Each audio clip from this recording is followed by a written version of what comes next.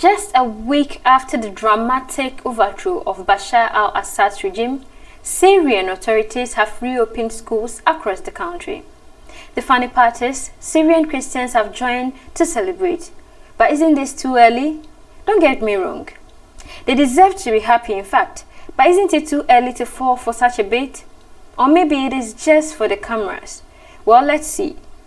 On the surface, it might seem like a step toward normalcy. But is it really?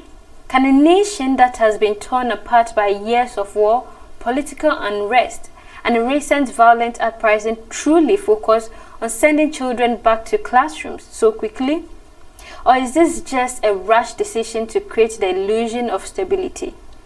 These are the questions haunting many Syrians as they try to make sense of their shattered lives. Let's not sugarcoat it. This decision feels premature and to some, even reckless. Reopening schools sounds good in theory. After all, education is important and children need a sense of routine. But is Syria ready for this? Are the schools safe? Are the students even in a mental or emotional state to learn? These are the real questions that authorities seem to be ignoring. Take the infrastructure, for example. In many areas, schools are barely standing. Reports from Aleppo and Homs suggest that some classrooms still have visible damage from shelling. Roofs are unstable, windows are shattered, and basic facilities like clean water and functional toilets are unavailable. Who is inspecting these buildings to ensure they are safe for children? What if another incident happens, putting innocent lives at risk? Can the authorities guarantee the safety of these schools, or are they just hoping nothing goes wrong?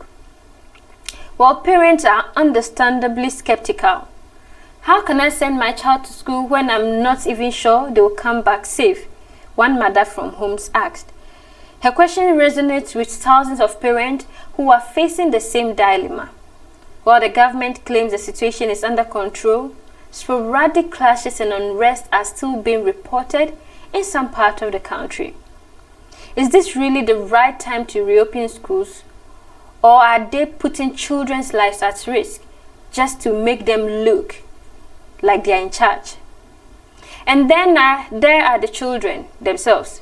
After years of war, displacement, and now the sudden collapse of the regime, how are these kids truly ready to return to school? Many have lost family members, friends, and even their homes. Many are living in temporary shelters or camps, facing severe food scarcity. How can we expect them to sit in a classroom and concentrate on subjects like math or history when they are dealing with this profound emotional and psychological trauma? Where are the counselors? Where is the mental health support? These children don't just need textbooks and pencils. They need help coping with the horrors they've experienced. Yet there's little evidence that the interim government has put in any thought to addressing this. Instead, they've chosen to reopen schools as if the act alone is magical enough to heal the wounds of war. Is this naivety or a shared disregard for the people they claim to represent? Some critics argue that this move is nothing more than PR stunt.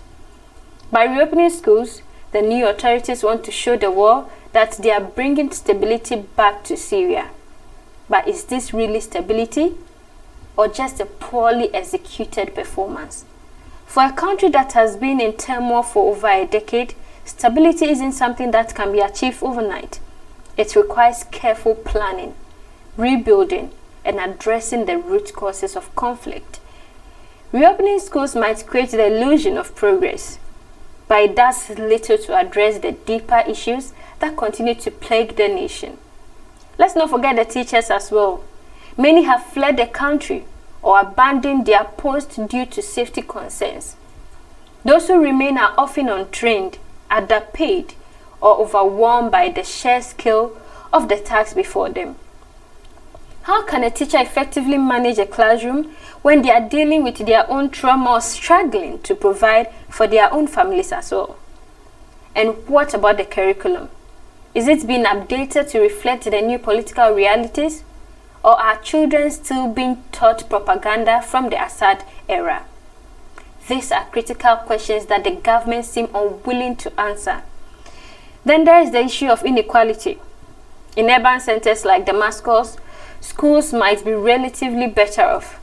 But what about rural areas or regions that were heavily affected by the fighting? In these places, reopening schools might not be possible due to the extent of the damage. Are these children being left behind? If so, what does that say about the priorities of the new leadership? Can they truly claim to represent all Syrians if they are only focusing on certain areas while neglecting others? This isn't the first time a government in crisis has used schools as a symbol of stability. Leaders worldwide often use tactics to demonstrate their control.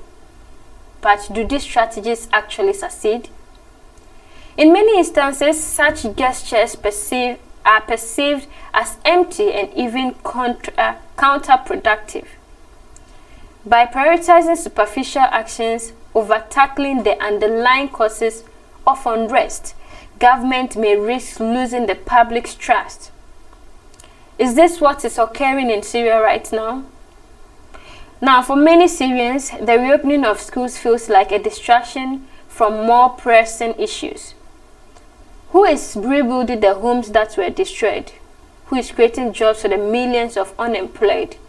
Who is ensuring that basic necessities like food, water, and electricity are available to everyone? These are the questions that people are asking, and they are not getting answers.